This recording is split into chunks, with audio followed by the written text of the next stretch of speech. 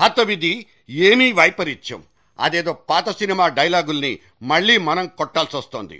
ఒకానొక పెద్ద మనిషి రేపీ దేశానికే అధ్యక్షుడైపోదామని పోటీకి దిగుతున్న ఆయన ఇదేం కర్మ, చెంచల్గూడ జైలు గేటు దగ్గర తచ్చట్లాడుకుంటున్నారు. దీన్ని వైపరీత్యం అనక ఇంకేమని పిలుద్దాం?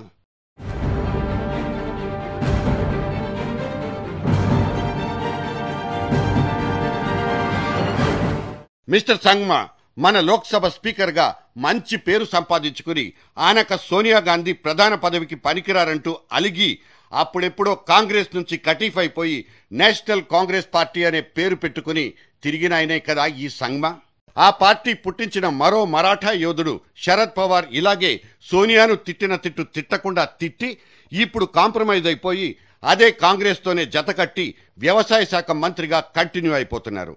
ఇక మన సంగ్మా మాత్రం ఒంటరి వాడై తన అధ్యక్ష పదవికి మద్దతిచ్చే వాళ్ల కోసం గుళ్ళు గోపురాలు తిరిగేస్తున్నారు. నిన్నటికి నిన్న పంజాబ్ అమృత్సర్ దేవాలయంలో దర్శనాలు కానించేసుకుని అక్కడి నుంచి స్ట్రైట్ గా ఫ్లైట్ ఎక్కి ఇలా హైదరాబాద్ వచ్చేశారు. జగన్ పార్టీలో 2 ఎంపీలు, దాదాపు 20 మంది ఎమ్మెల్యేలు ఉన్నారు. పాపం ఎంపీ గారు జైల్లో ఉంటే ఆయన మాత్రం ఏం చేయగలరు? ఫోన్లో మాట్లాడలేరు కదా. తన ప్రెసిడెంట్ గిరి సపోర్ట్ కోసం ఇలా చెంచల్గూడ జైలుకు రావాల్సి వచ్చింది.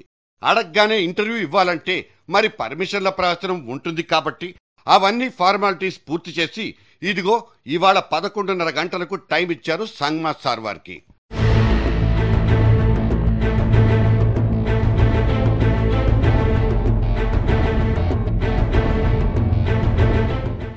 చరిత్ర అడక్కు, చెప్పింది విను, రాసుకో, ఆ తర్వాత మీ టీవీల్లో పేపర్లో రాసుకో అంటూ కరుగ్గా మాట్లాడే ఈ రోజుల్లో సంగ్మా చాలా సాఫ్ట్ మనిషినే చెప్పుకోవాలి.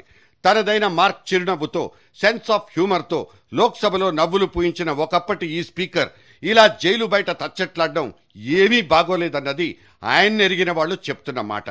సంగ్మా కుమార్తె అగాధా సంగ్మా కూడా నిన్న మొన్నటి వరకు మన్మోహన్ సింగ్ క్యాబినెట్లో ఒకానొక యంగెస్ట్ మినిస్టర్. 25 ఏళ్ల వయసులోనే మంత్రినిగా మారిపోయి ఆమె రికార్డు కూడా సృష్టించేశారు. తన తండ్రికి మద్దతుగా రాజీనామా కూడా చేశారు. అసలు సోనియా నుంచి విడిపోయిన సంగ్మా తన కూతుర్ని ఎన్సీపీ తరఫున పోటీ చేయించి మళ్లీ దొడ్డిదారిన ఆమెను మంత్రి పదవి చేపట్టడానికి అంగీకరించినప్పుడు అదే యూపీఏ ప్రభుత్వానికి సారథ్యం వహిస్తున్న సోనియా అప్పుడు ఆయనకు గుర్తుకు రాలేదు. అక్కడ ఆయనకు మద్దతు లభించక ఇదిగో ఇలా జైళ్ల చుట్టూ తిరిగి నానా అగచాట్లు పడిపోతున్నారు. ఇక జగన్ గిరాకీ చూడండి. అతనికి ఉన్న బలగానికి వెంటనే డిమాండ్ పెరిగిపోయింది. ప్రణబ్ ముఖర్జీల వారి అభ్యర్థిత్వానికి కాంగ్రెస్ కు కూడా సంఖ్యాబలం కావాలిగా. కానీ ఆ జగనుణ్ణి ఎలా అడగటం? ముఖం చెల్లడం లేదే. అందుకే మొన్నటికి మొన్న ఎంఐఎం అసదుద్దీన్ ఓవైసీని రాయబారిగా మద్దతు అడుక్కుని రమ్మంటూ పంపించింది. అందుకే ఈ పొడవాటి మనిషి ఇలా జైలు గేట్లోకి వంగి మరీ వెళ్ళొచ్చాడు. ఇదిగో ఇప్పుడు ఈ సంగ్మా సార్ ఐసా భీ హోతా హై.